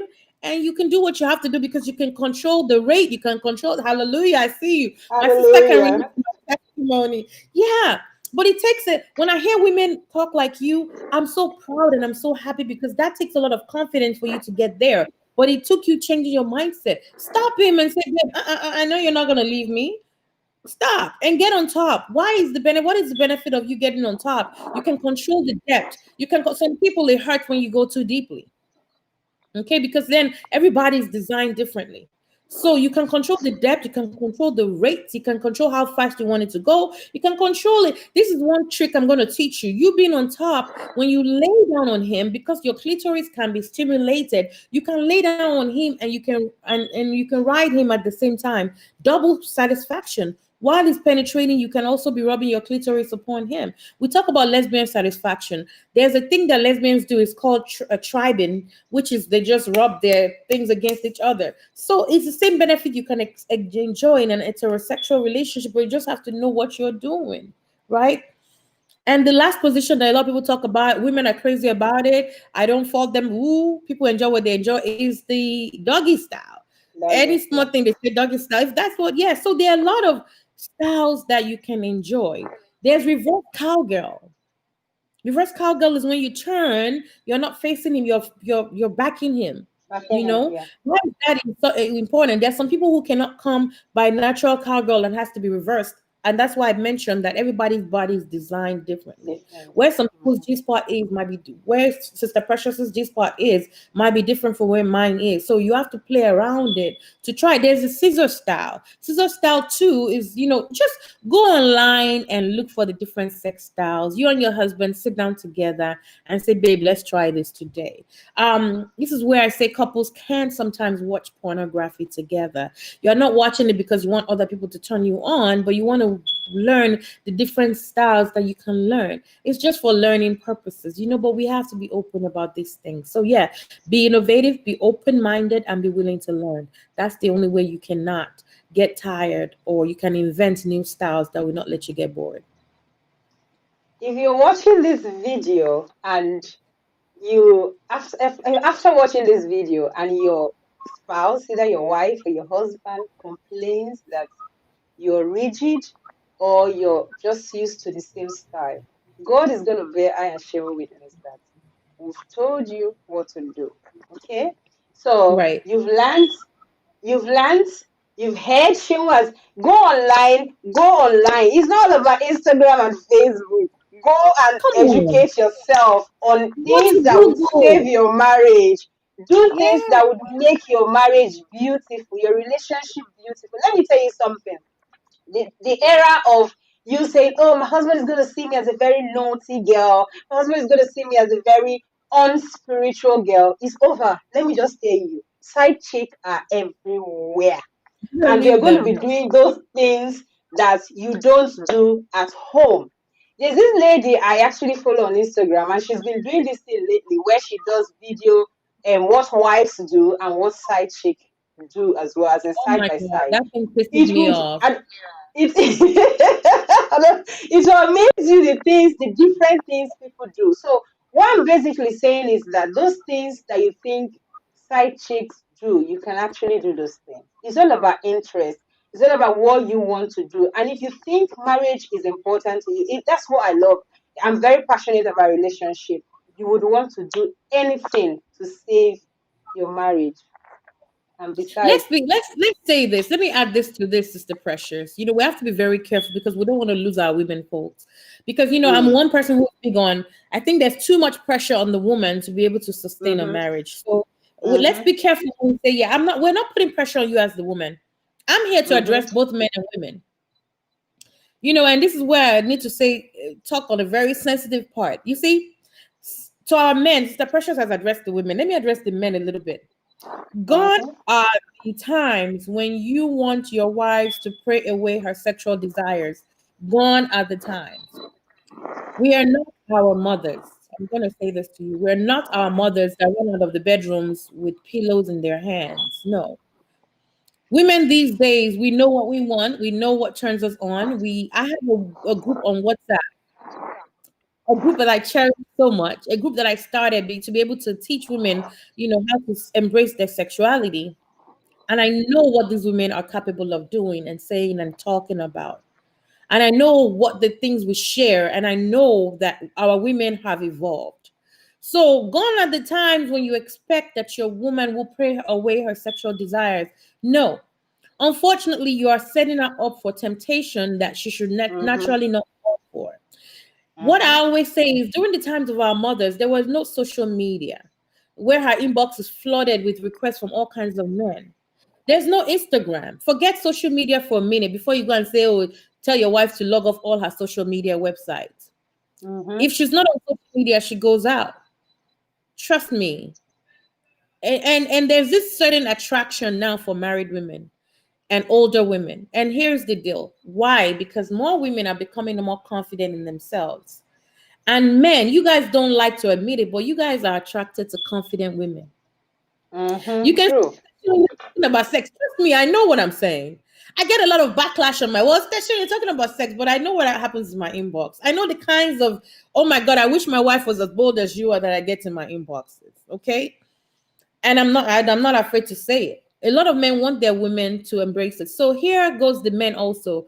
You also have to learn. It's also up to you to make sure you're sexually satisfying your women. Because if not, you're setting her up for temptation. Gone were the days when only men cheat in marriage, or women now cheat because they go out to look for what they are missing in their relationship. I'm Mm-hmm. not here to encourage that. I will speak against cheating in marriage anytime, any day. It's not the right way to go. But why can't we block those holes when we can? Why do you expect your wife to pray away her sexual desires? It's not fair. Yeah. Thank you so much. It's balanced, right? So Yes. Shemu, yes, said hers, and I've said my, so it's balanced. So I've got Yes, a ma'am. question. It says, I and my wife are very good at experimenting during sex. We introduced sex toys, which was good at that time. But now I have observed my wife cannot get to orgasm without sex toys. Was it a mistake I made allowing that, and what can I do? That's the question. Very awesome question. With everything, there has to be a balance. You Mm, introducing sex toy into your bedroom is not supposed to come take over your duties entirely. As a man, or you're supposed to be able to balance it out. You using the sex toys is just to be able to get her there a few times or maybe once or twice, especially for those who find it very difficult. But it's supposed to supplement. Sex toys are supposed to be a supplement and not supposed to be a replacement. So mm, yes, as a man also, I say this, even though um sex toys can make a woman orgasm over and over and over, especially the vibrators, because of the intensity and all of that. But nothing still beats your warm tongue on her clitoris and your mouth. Trust me, nothing mhm, beats that. I would say in that situation, before you even bring out the sex toys, go down on her. Foreplay, put some time, go down on her, give her some badass head, and make her come once or twice with that. Then you can bring the sex toy. So she will still look forward to what you got to offer before you even bring sex toys. Should never be a replacement. So be wise with that. Be wise with how you introduce it. Be wise with how much time you use it. Don't spend 30 minutes using a sex toy and then no. Just balance it out. Even for like 5 minutes, just to get her excited a little bit. And mm. if she's one of those difficult ones, they're the ones that I can say, you know what? Yeah, what's the big deal? You were not even getting her to orgasm in the first place anyway, before you even introduced sex toys. But you were always, I'm just keeping it real. Okay. Before you start, taking, offense at that, would you rather just have something that would get her to orgasm at all versus, oh, you were not even getting that orgasm much, or she was faking it for you and you were getting Mm, satisfied, she was not. If that's the mm, case, it's just sad. It's not your fault, it's not her fault. It's the mhm. genital mutilation she had to go through. Please just deal with it without having any issues. Use the sex toys, get her to orgasm. You orgasm. It's still a beautiful time, a memorable time that she will look forward to. Yeah, thank you so much. It's quite a very sensitive topic, Yeah. question, but I guess the question has been answered. But what advice would you give to couples who their partners have very high sex drive and they are not coping at all? What would you advise? My sister, my brother, I don't know what I can tell you. And that is a real life issue. Mm, And here I'll start with this: expecting your partner to keep up with your high sexual libido or sex drive is could be very selfish. No matter how much we like sex, no matter how much we enjoy all of that, there is a certain degree of self-control that you have to have as a human. Especially sex is not beautiful, it's no longer beautiful when it starts to put pressure on your partner. A woman who likes sex or a man who likes sex can actually get overwhelmed or overburdened when a other partner has an increased sex drive and libido. It's not necessarily an unhealthy thing, but it could actually be unhealthy. And it drives people to do things that they should not be doing. Because when you cannot satisfy, when your sex drive is so high, that's when people say, oh my God, they have to have multiple sexual partners. It's actually very unhealthy. Actually, in the health world, we actually recommend therapy to those kind of people because they have to learn how to be able to um, balance that. So yes, what advice will I say? Try to find a middle ground. Okay, if you have a partner with a high sex drive, I started by saying it's selfish of your partner to expect you to keep up with it because that's not fair. yes. There are other things happening in life that takes your away from everything else that you have to think about sex all the time. Please find a middle ground. If you typically like to have sex, you can have sex 20 times a week. Please cut it down to 10 and have some self control. You can go and masturbate. That's the healthiest thing I can tell you to do. I can ask you to go have multiple sex partners because you want to satisfy your high sexual libido. For the 20 times you want to have sex, meet in the middle. You can masturbate thinking about your wife, or you can just ask her to go to bed naked while you watch her laying there in bed and you masturbate.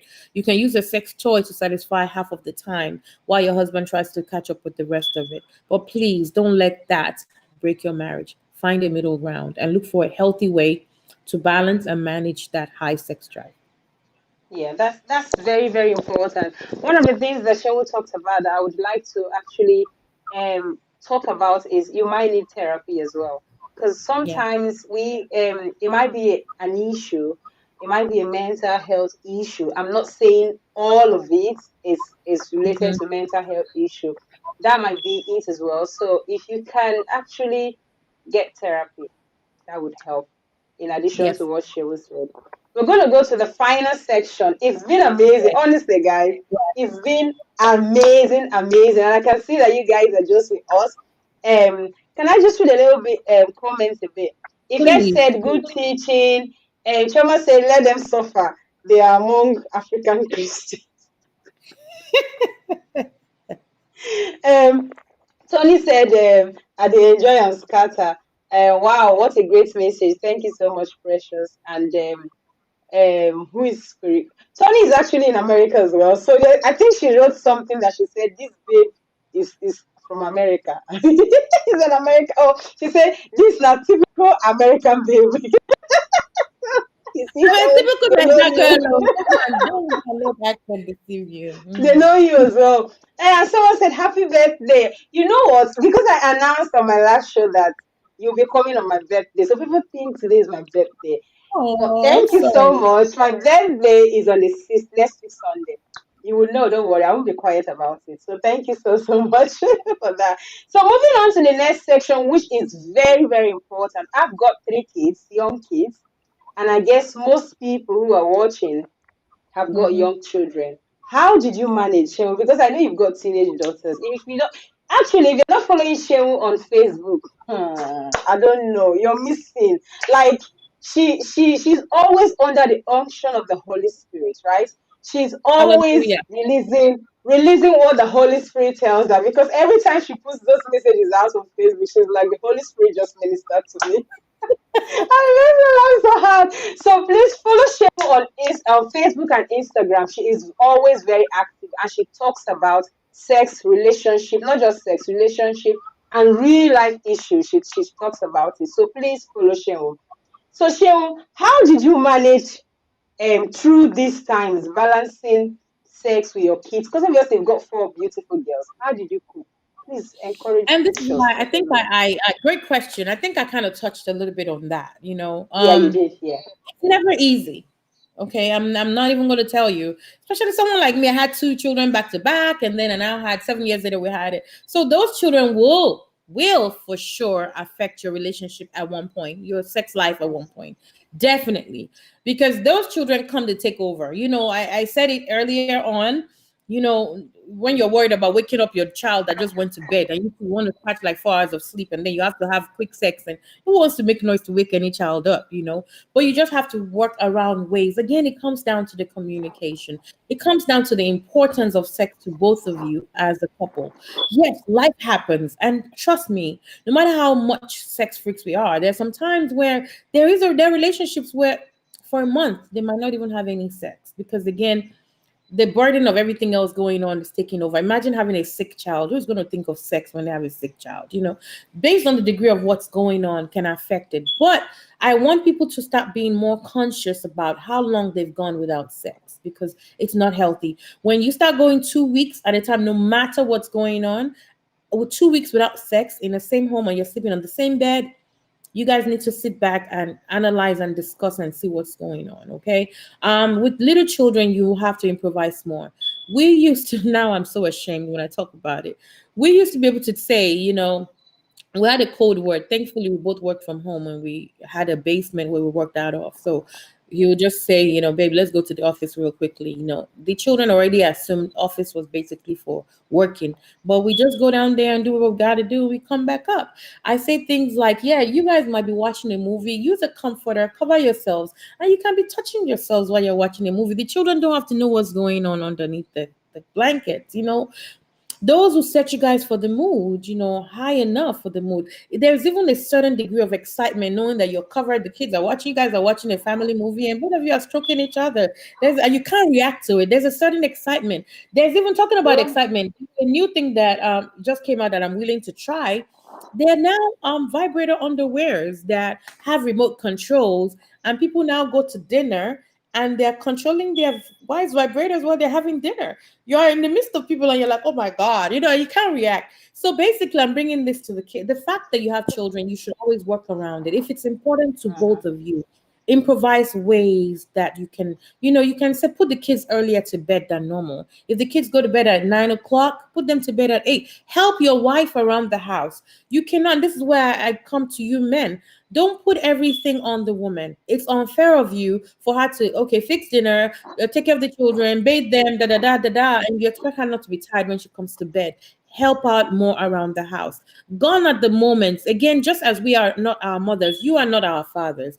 Gone are the days when you expect that a woman is supposed to take care of everything in the home. Yes, now we have more women who are standing up and helping out financially in the home. So, yes, you should be able to help her around the house too. It's good for both of you. She has a lot more energy for you in the bedroom because imagine she's Mhm. worn out trying to do everything on her own. She can't give you her best in the bed. So help out around more around the house as the man. If you guys have talked about it, again, you've made love to each other all day. So you know what to expect during the night. It's not like something that just Mhm. spontaneously happened. So you should have planned your day around that. Come home a little earlier, have dinner a little earlier, put the kids a little tell the kids, babe, children, we're going to bed, or put them to bed. Again, it depends on the importance of keeping up your sex life to both of you. And I Mhm. believe it's important. It's what you said now is so true. Like it makes so much sense because actually, what's important to you, you prioritize. Like it's on Yes. your list, it's on your top list. So if Thank sex you. is very important to you and your spouse, you have Mm-hmm. to make out time. Like you have to make out time. There are some ladies that love to go out do their nails.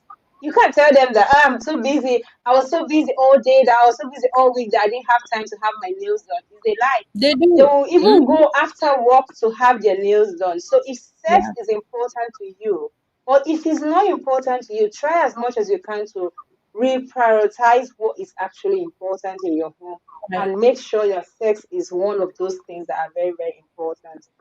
There's a question here that says, "My wife is always tired." I know you've said a little bit, but I'm just going to ask the question. "My wife is always tired when I want to have sex. I try to help with chores in the house, so it shouldn't be the reason why she doesn't have sex with me. Please, what can I do? I know it's not easy with young kids. I always want her to be my wife." So this is Oh. someone that basically trying to help as well, but the woman is still very tired. What would you advise him? So is he trying to help around the house? He said. He does. Here he say, "I help with chores in the house," and he does understand that it's difficult for the wife as well, but he has his needs that's not been met. Right. So how is it? Yeah. So I have some more questions to ask him, and this might be people that might want to talk to. Um, does she orgasm? Does she enjoy sex? Did she used to enjoy sex, or is this something that's new? There might be some changes that might contribute to the fact that she's not enjoying it anymore. So it's not actually true tiredness. It's just the tiredness of I'm not going to gain anything from this anyway, so I don't even want to do it. And it's true, like I said, if you feel like it's not worth anything to you, then it's going to be like a chore. And if you really think about it, Mhm. sex could be almost like a chore, something that could go for 30 minutes and everybody's all high because of the sexual energy. Imagine there's no sexual energy, there's nothing. It looks more like, oh my God, when are you going? I'm sure we've all experienced this where you're like, "Ah, when is this gonna come now? Please Yeah, just hurry up, come Brian. and go, I beg. Hurry up, because yeah, for different reasons that happens. It could be that you were not interested in the first place. It could be that you had like 20 orgasms and you're just ready to go to bed and he's just starting and you're like, damn boy, please hurry up, So it depends on on the energy. And I mean you're laughing because I know you can relate. It depends on the energy that is going on in the bedroom. So it might be something that needs to be investigated a little bit more. Because you're saying that you Mhm. already helped her. Something might be going on. It might be hormonal changes. Yes, let's talk Yeah. about that for a quick second. Women, we are unfortunately controlled a lot by hormones, the hormonal changes in our bodies. Some we have control over and some we don't. Okay. So please try to work with us. You see, the same way you men start to experience some low ejaculation, some sexual dysfunction that you men don't like to talk about. But again, this Mhm. is where communication comes into play. When you guys are friends and you guys can communicate, you should be able to tell each other. There's a language that you should be able to tell, man, my sister, Tom, babe, Tom, they rise like before, feet, you can't handle, there are ways that you guys can express these things. And as a woman, as a wife, as somebody that really loves you, should understand that yes, with aging, comes some sexual dysfunction. Now, can I surprise you guys? Sexual dysfunction that used to happen in the 50s now are happening more with men in their late 40s for different Mhm. reasons. Kind of diet, weight gain, health, lifestyles, all of those things starting to affect more men in their late 40s, in their early 40s, right? So, and the thing about men is their macho-ness, their ego is tied a lot to their sexual performance. It's something that just, how men say, man, I Mhm. can go 80 rounds, I can go 3 hours. That's why I look at them like, be by amount of time, But we should be able to communicate to one another. Same way men have sexual dysfunction, same thing with the women. We're controlled a lot by our sexual, about hormones. Some people is when their periods are coming, like I said, they're a little, high libido. For some people, for me, please don't come around me when I'm on my period. Please, I'm very cranky and I know it's the hormones at that time controlling me. So that she needs to be investigated more. We need to know why. Sit her down and actually ask her and say, babe, do I really satisfy you? It's be open. Let her know that you're open with her and you're open to Mm. satisfy her and just ask her. Let her open up to you. It might be more than you think. That tiredness might be more than you think. It's true. It's true. Honestly, I think honesty is the big thing. And from the way the guy actually sounded, he sounded that he understands. He knows what it is that the wife is actually going through as someone with young kids. I just think it's more of communication, more of understanding, and you guys will definitely go through this. So let's settle this matter. This is a big issue that I have asked so many people, and most times I've had people to talk a little bit about sex on my show. I always ask this question: early morning sex and evening sex. What do you think? Please, let's settle this matter because it's Um, very, very important. And well, sex all the time, morning, afternoon, night, evening, day. But let me just stop. Let me stop. Let's keep it real. It all depends. It depends on what works for you. Everybody is different. Some people, like I said, at nighttime they're already tired. They've been in traffic all day long. They can't give you their best. So you know that nighttime sex is just like, let me just do it as a as a, let me just perform my role, whatever.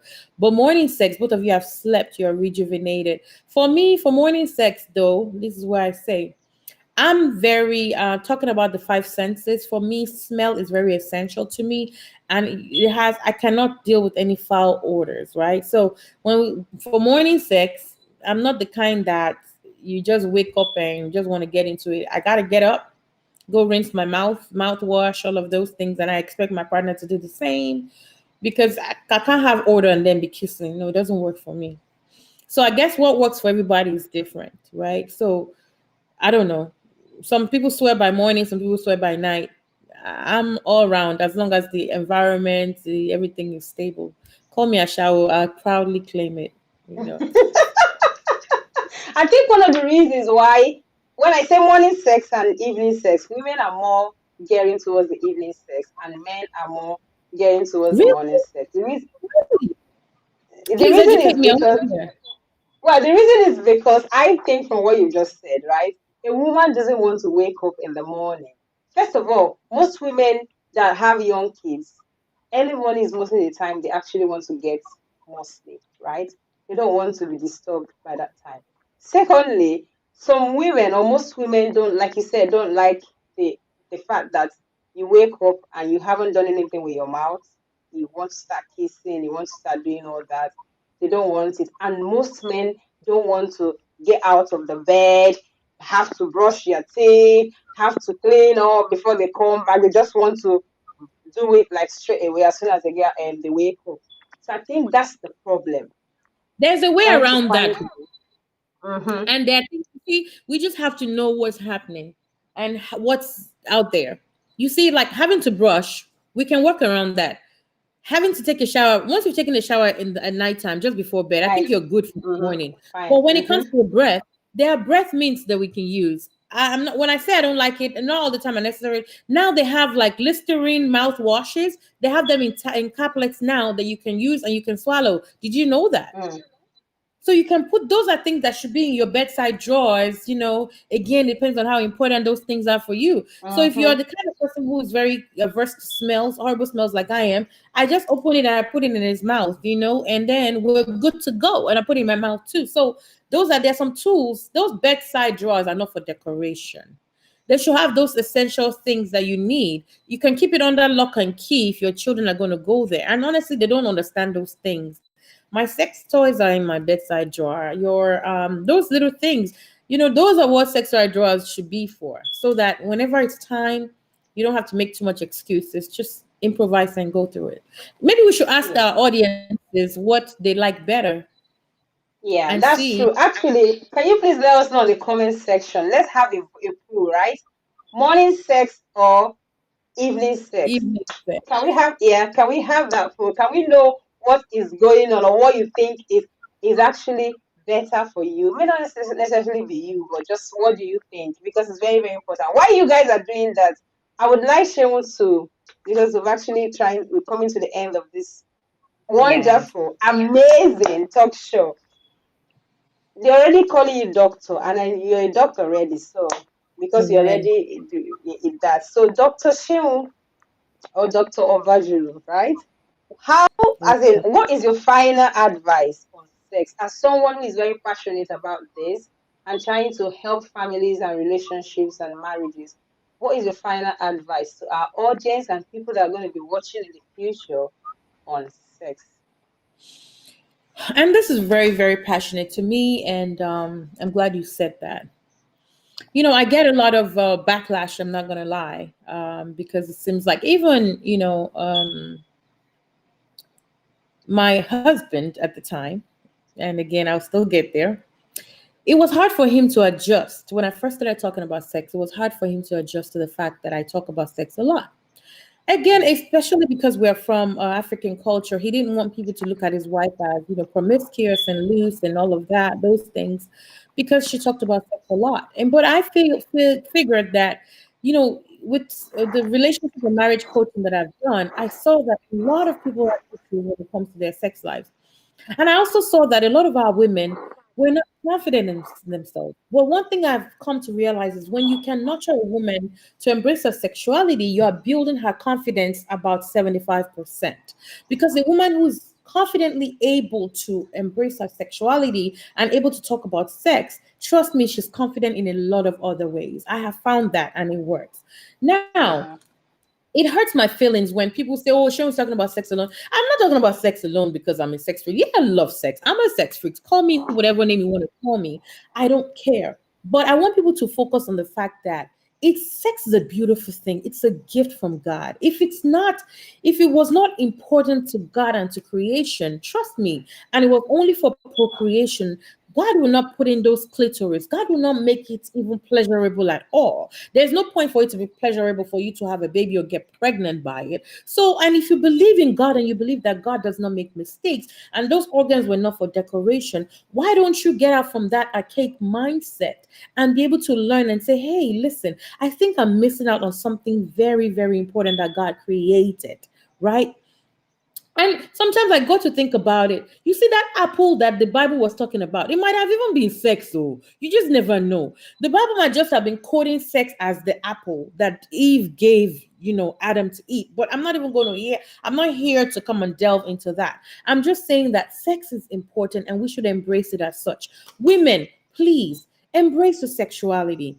For your husband to help you. A lot of us depend on our men to give us orgasms. Our men are not meant to give it to us. We are supposed to know our bodies and be able to guide them to be able to help us achieve it. But how can you guide him when you yourself don't know your bodies? A lot of women don't even know what their clitorises are. Get a mirror. One of the things I did to start to learn, get a mirror, open up your legs, and just see what it looks like down there. Some of you don't even know Mm-hmm. what it looks like down there. True, true, While you're true. looking at it, look at the folds, because I hear a lot of men too say my wife is not clean, she smells, because some women don't understand that the whole vagina is a has folds that have to be opened up and cleaned. Yes, you're not supposed to clean inside of the vagina because it's self-cleansing, right? Yeah, use water alone, but outside the labias, you're supposed to open it up and clean it because it's dark, it's wet, it's always going to attract germs and odor and all of that stuff. So if you Mm-hmm. know that those folds are there, when you're cleaning and washing, you know that you're going to open them up and wash it because it's bound to actually make your vagina smell. Or get a mirror, look at yourself. While you're looking at yourself, feel your clitoris, see what pleasure it gives to you. It's yours. But the thing is, we overthink things too deeply. Some people already think the fact that I touch my clitoris, then I'm a sin and I'm going to hell. No, because you know why you're doing it. You know why. Do you know children actually masturbate as early as 6 years old, 4 years old, 2 years old because of psychology? If you go and read the psychology, it's a phase and a natural phase. If you, those of you with young children, you notice at a certain age, their hands are always in their underwears, both boys and girls. Why? Because that's the phase that they're getting to know their bodies and they're getting to feel like, oh, when I'm touching this, I'm liking the feeling. Some of you don't like what I'm saying right now, but it's what it is. Mm-hmm. You're liking the feeling, and then you wonder, you start saying, take your hand from your underwear, take your hand from your underwear.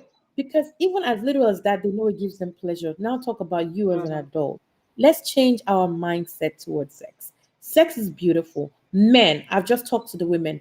Men also, please be a little bit more patient with exploring your wife's bodies. Yes, we understand that other women are doing it, but please don't forget that we women were raised, especially from a different culture, we're hammered more on sexual morality. And unfortunately, our mothers did a whole lot to make sure that we reverse sex, we worship sex in a like holy way. And when we're going to get married and we're going to need it, they forgot to turn off that switch. And a lot of us went into marriage with that same ideology. And it's just hard for us to change as adults. But if we have an understanding partner who's open minded and is willing to explore with us and willing to be patient with us, we gradually come out of our shells.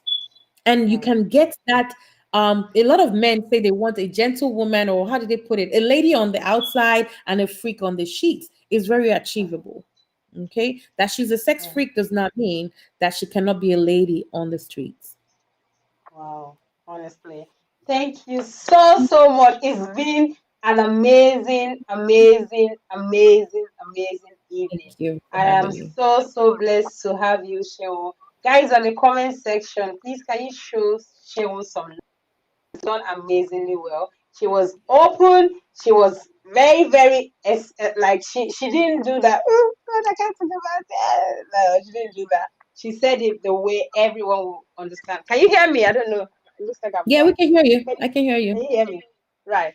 Mhm. So, guys, please show her some love. And honestly, Shehu, thank you so, so much. I do appreciate you. And I Thank pray you for that God having bless me. you.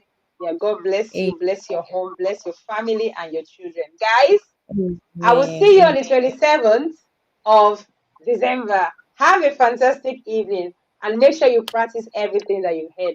Okay? Thank you so much. Bye for now. Bye. Bye.